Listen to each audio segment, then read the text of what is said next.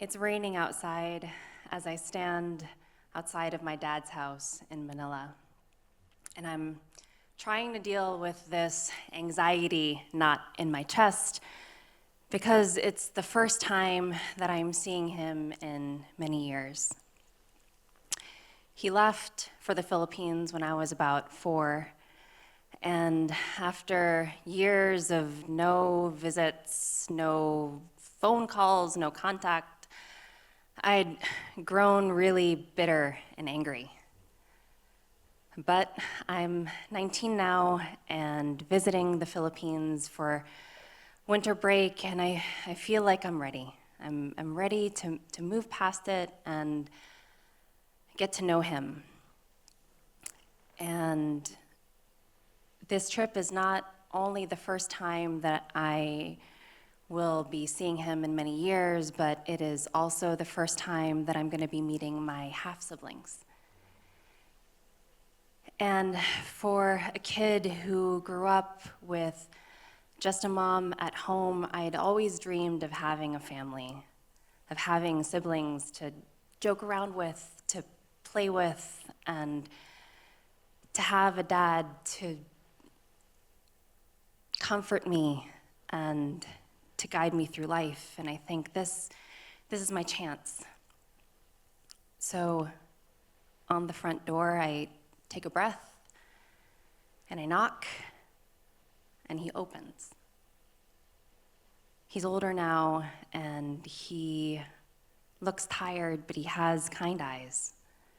And he takes me into this big embrace, and over his shoulder I can see my siblings.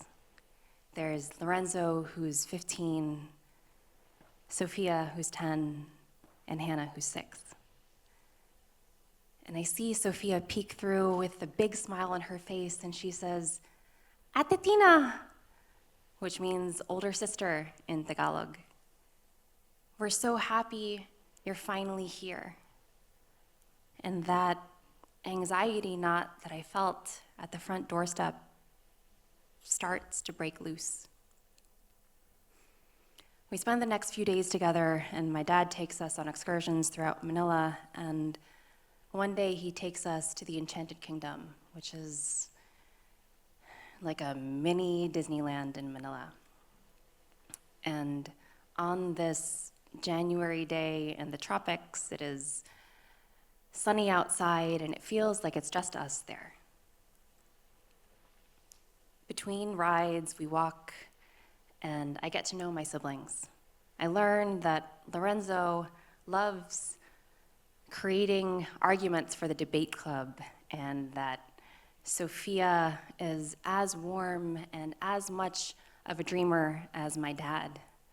And Sophia is a spunky little wrecking ball.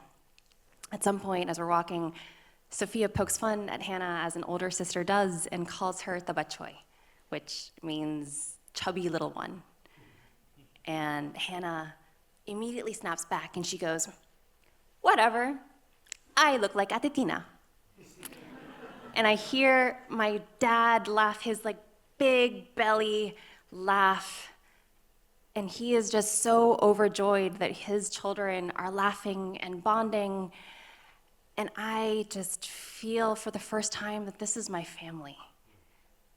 I get to have this special moment with them. I get to see my dad smile and laugh at us enjoying each other's company. And I see them. I see my dad and my siblings, and the way that he interacts with them, he's kind and present and affectionate. He holds my sister's hands as they walk, and he tousles my little brother's hair. At some point, my siblings go on a ride, and I hang back with my dad. We sit on a park bench, and as a dad does with someone he loves, he puts his arm around me, and I recoil. Because this is not a touch that I know. It's not a touch that I grew up with. And as much as I wanted to come here and get to know him and forgive him, I realized I couldn't do it. I couldn't do it until I knew that he understood how much it hurt to have him absent, for the years to go by and not have heard a word, to feel forgotten. And it's too much in the moment, so I stand up from the bench and I make an excuse to go walk and find my siblings. And it takes a few days for me to muster up the courage, but one day I ask him for a walk. And we go to a park nearby, and that knot is back. And it's too difficult for me to look at him in the face, so I end up looking at the ground most of the time. But at some point, I look at him and I say, this trip has been really hard, and I don't know what to make of it. You've been gone for most of my life, and I can't get past it. Where were you? And he looks at me, and I can see his wheels turning, and he says, after 9/11, it became really hard to visit the US. And I think, okay, that's true, but what prevented you from calling, from making any sort of signal that you were alive and that you cared? And he couldn't own up to it, and I realized that he's not going to give me an answer that I can take. And so I go home defeated. I couldn't forgive him. I couldn't come to terms with our past. And as life would have it, he passes away not soon after. And we don't reconcile. And those emotions of guilt and anger and resentment are way too difficult for me to deal with, so I shove them in a box and I hide them from myself. And there they stayed for over a decade, until one day it started calling to me, and I took it out from its hiding space and opened it. And I realized that the memories I shoved inside had changed tone. The anger and the frustration that I felt turned into sadness. Sadness that I never got to know him, that I couldn't remove the blame and the guilt. And digging further inside, I see my own mistakes, the ones that look really similar to his, because when he passed,